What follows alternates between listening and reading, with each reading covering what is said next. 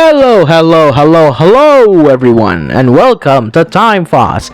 I'm running out of intros to do. Anyway, today we're going to be taking a look at the Chodo Ultraman Ace, my favorite Ultraman from the Showa era. Let's go!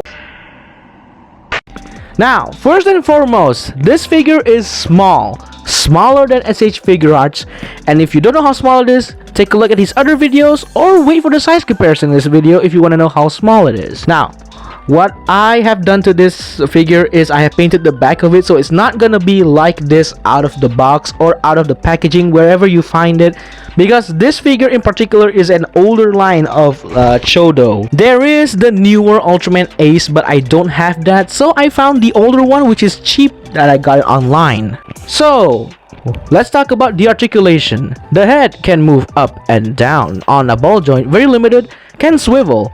The arms can rotate, they can move out this far, there is a bicep swivel, and the elbows can bend very well. The wrists are on pegs, so they can only swivel. The upper waist can rotate and do an arcing back and crunch because it is on a ball joint. Unfortunately, lower down, this is where you'll get to see this is an older line of Chodo, because unlike the newer Chodos, they have segmented lower abdomens and thighs, so there's like more articulation in a way, but I've never seen that as a difference because they have the same kind of articulation range. But the legs can move forward, they can move back, not a whole lot. They can move out this far. There is a bit of like thigh swivel, although it's very limited. The knees can bend about that far, and the feet are on ball joints, so they can rotate, can pivot slightly, and can move up and down slightly. And the hole at the back there is for an action base. A figure is only as good as the articulation, but it can be elevated more if there's accessories, and luckily we do have that. First of all, it does come with default fists, which I am loving so much because Ace has always been shown as a punchy kind of guy. But if you don't like these, we do have some chopping hands, both sides, and you can recreate the Metallium beam. But you know what's even better?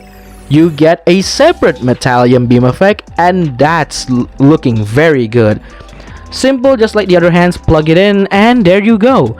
Very beautiful Metallium beam. But wait, there's more. You do get two pointing hands, and you can plug them like any other hand, and I don't know the purpose of these, but then again, I really don't know why these hands were included. I am kind of lost, but hey, cool inclusion.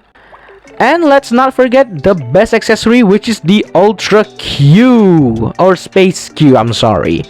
Now the Space Q plugs into the forehead of Ultraman Ace, and you can realign the chopping hands in a fashion that it looks like he's charging the thing. And that is a pretty nice display because the newer Ace doesn't come with this, it only comes with the Ace blade. Now there is supposed to be something to help you make Ace stand solid, but I lost that part somewhere in my room, so I don't know. But keep in mind, if you ever buy these older ones, they do come with that. It's a rack for you to keep these hands, just like the Leo one. Now, final verdict, while showing the size comparisons and whatnot, this is a pretty good figure. Honestly, I always loved Ultraman Ace. I wanted to buy the Ultra Action figure, but I couldn't because one, it doesn't have any accessories at all, which is a bit of a weird stance, and the price point, god damn. And the SH Figure Arts is something I really can't afford right now because the prices are just, again, insane. So when I found out the Chodo line has the same amount of accessories as the SH Figure Arts, more than the Ultra Action figure, you get Metallium beam, you get the Space Q. Hell, I'm sold. The Chodo line is basically a budget line, candy toy if you depend on what region you're in. Hell, these figures are great. They're decently articulated, they are very detailed for what they are, and abundance of accessories, which is always a plus. Now, should you get the Chodo line, any other Chodo, not just Ace, every Chodo, if you love the looks, you want mini SHF, go for it. These figures are worth it.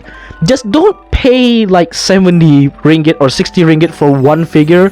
That is you going overboard. If it's a bundle that costs 100, get it. You would not regret it if you love it. Anyway, that's all from me. Stick around, I might do some reviews in the future, and I'll see you soon.